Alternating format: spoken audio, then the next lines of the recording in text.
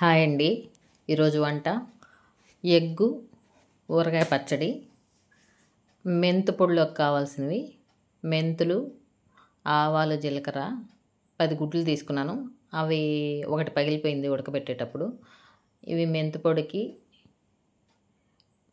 లైట్గా వేయించుకోవాలి. ఆవాలు, జీలకర్ర, మెంతులు కలిపి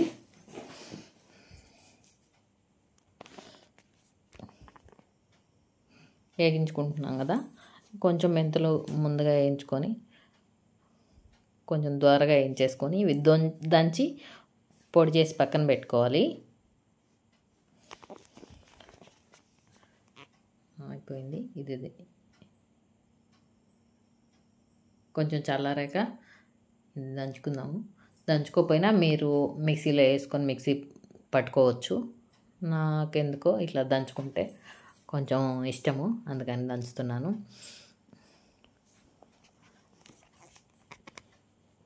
తర్వాత ఈ ఎగ్స్ ఉడికిచ్చి పక్కన పెట్టుకున్నాం కదా, కొంచెం చల్లారిన తర్వాత ఒలుచుకుందాము. ఎందుకంటే సన్నీళ్ళు పోసి ఒలిస్తే అంటే నిలవ ఉండడానికి పచ్చడి కదా, అప్పటికప్పుడు తినేసేదంటే ఏం కాదు ఎలా చేసుకున్నా కూడా. ఇది ఒక 10-20 రోజులు ఉండాలనుకుంటే మాత్రం ఇట్లా చన్నీళ్ళు పోయకుండా చల్లారి ఉడికించుకొని ఇలా ముక్కలు చేసుకోవాలి. ఒక గుడ్డ 6 ముక్కలు చేస్తున్నాను.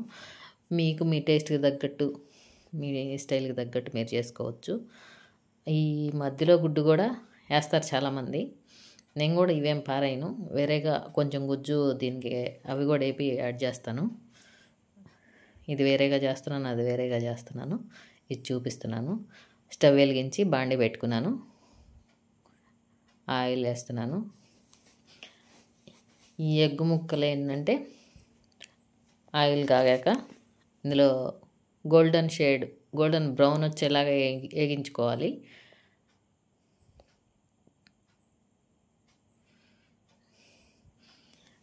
ఉడికించిన గుడ్లు తినమంటుంటాడు కదా డాక్టరు, మాకైతే తినలేము అవి.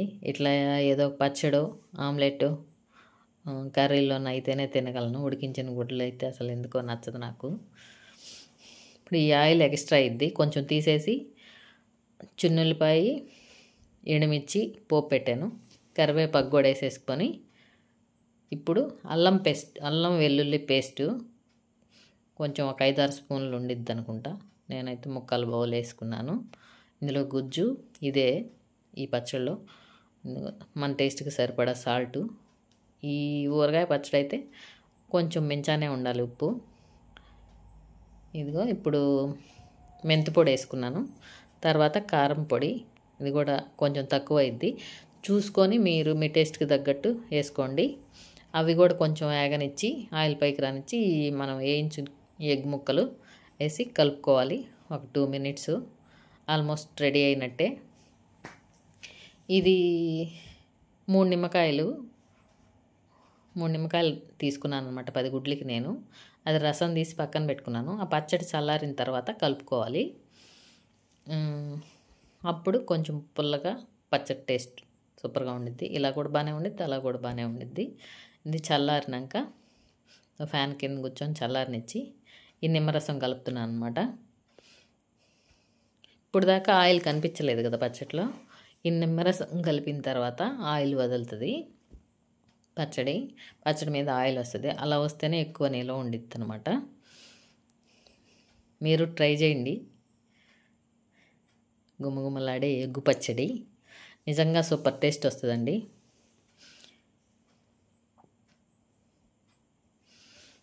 చూస్తేనే కలర్ఫుల్గా బాగుంది. ఇదిగో ఇలా ఆయిల్ పైకి వస్తే బాగుండిద్ది. రెడీ అయిపోయింది కదా. లైక్ చేయండి, షేర్ చేయండి, సబ్స్క్రైబ్ చేసుకోకపోతే సబ్స్క్రైబ్ చేసుకోండి ప్లీజ్ అండి. లైక్